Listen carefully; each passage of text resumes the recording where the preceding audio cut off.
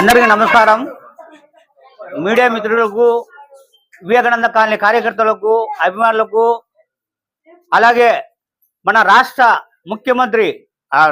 మాజీ ముఖ్యమంత్రి వైఎస్ జగన్మోహన్ రెడ్డి గారి జన్మదిన శుభాకాంక్షలు తెలియజేస్తూ ఈరోజు వివేకానంద కాలనీ గ్రామ కమిటీ సభ్యుల ఆధ్వర్యంలో ఈ పుట్టినరోజు వేడుకలు జరపడం జరిగింది.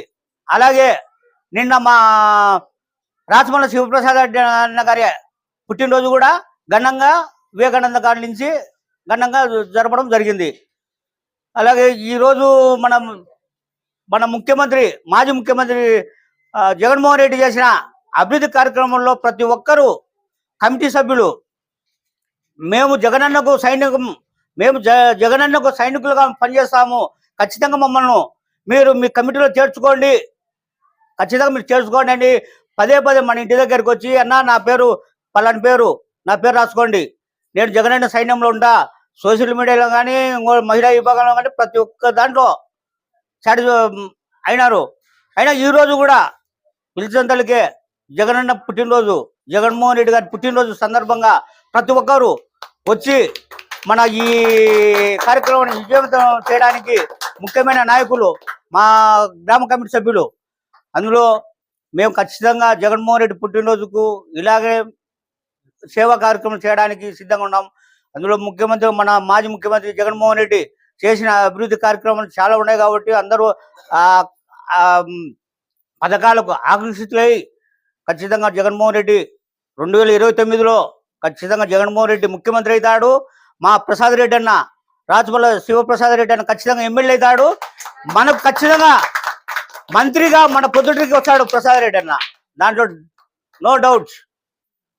అలాగే వీరికి వచ్చిన మన కార్యకర్తలకు, మన వార్డు మెంబర్లకు, మా కమిటీ సభ్యులకు అందరికి పేరు ధన్యవాదాలు తెలుపుకుంటూ సెలవు. నా పేరు రిపోతుల సుధాకరు. నేను డిస్టిక్ జిల్లా జాయింట్ సెక్రటరీ వైఎస్ఆర్సీపీ.